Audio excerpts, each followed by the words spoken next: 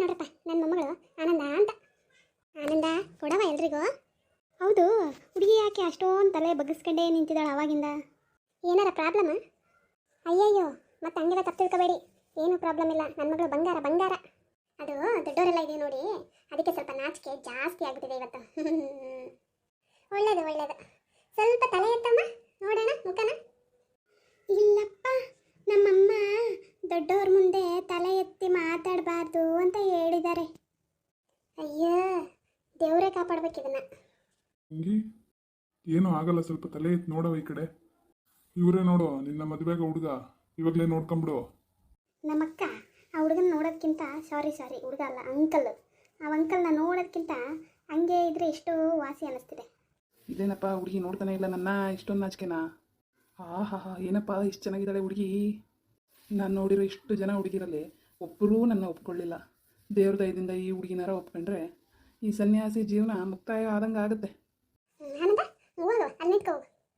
ಯವ, ಹುಡುಗನ ತಲೆಗೆ ಕೂದಲೊಂದು ಸ್ವಲ್ಪ ಕಮ್ಮಿ ಇದ್ದಂಗೆ ಐತಲ್ಲ. ಬಿಡವ, ಸಾರ್ಥಕಾತ.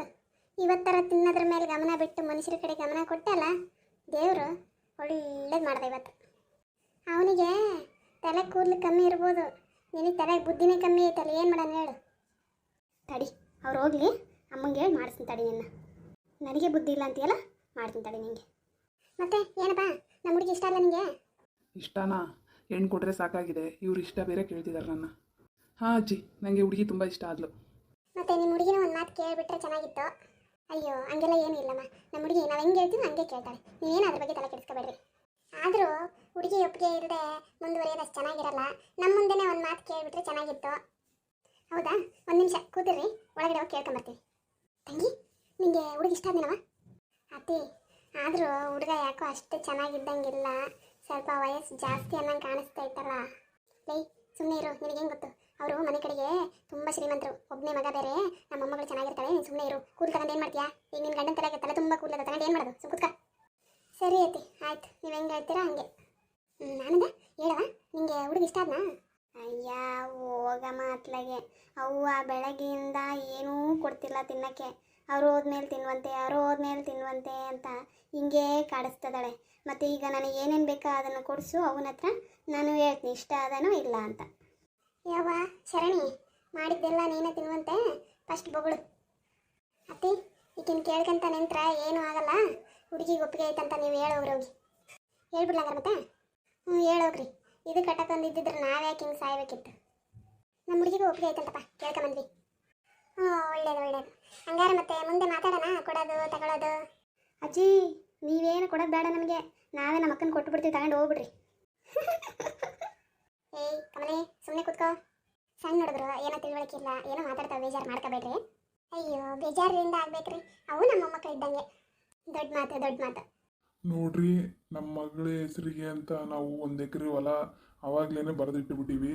ಮತ್ತು ಅವಳಿಗೆ ಅಂತ ಸ್ವಲ್ಪ ಬಂಗಾರ ಮಾಡಿ ಇಟ್ಟಿವಿ, ಮತ್ತೆ ಮದುವೆ ಮಾಡಿಕೊಡ್ತೀವಿ. ಇದ್ರ ಮೇಲೆ ನೀವು ಏನೂ ಕೇಳಬೇಡ್ರಿ, ನಾವು ಮದುವೆ ಚೆನ್ನಾಗಿ ಮಾಡಿಕೊಡ್ತೀವಿ. ಅಯ್ಯೋ ದೇವ್ರೆ, ಹೆಣ್ಣು ಕೊಡೋದೇ ಕಷ್ಟ.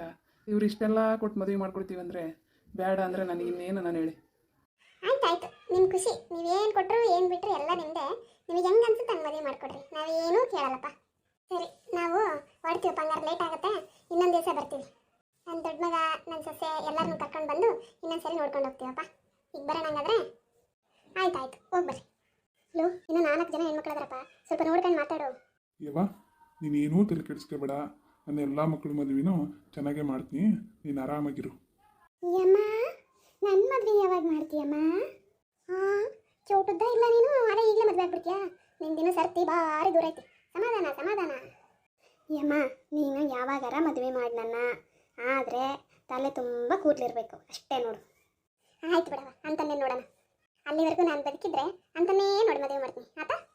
ಯಾಮ ನನಗೆಂತ ನೋಡ್ತೀಯೇ ಹುಡುಗನ? ಅಯ್ಯೋ, ನಿಮ್ಮ ಅಂದ ಚಂದಕ್ಕೆ ಸರಿದೂಗುವಂಥ ತುರೆಮಣಿಯನ್ನೇ ಹುಡುಕುತ್ತೇನೆ, ಸಮಾಧಾನ.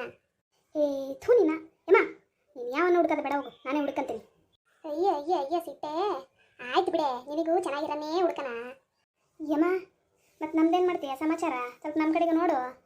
ಒಂದು ಕೆಲಸ ಮಾಡೋಣ, ಆನಂದನ ಮದುವೆ ಆದಮೇಲೆ ನಿಮ್ಮ 4 ಜನದ್ದು ಸೇರಿ ಒಂದೇ ಸರಿಗೆ ಮದುವೆ ಮಾಡಿಬಿಡೋಣ. ರಾಜಮಾತೆಯವರು ಶಾಸನ ಕೊಟ್ಟರೆ ನಾವು ಪಾಲಿಸಲೇಬೇಕಲ್ಲವೇ? ಆಯಿತು ರಾಜಮಾತಾ. ಏ ಕಾಳಿ, ನಿನಗೆ ಸರಿಯಾದನ್ನೇ ನೋಡ್ಕೊಡ್ತೀನಿ.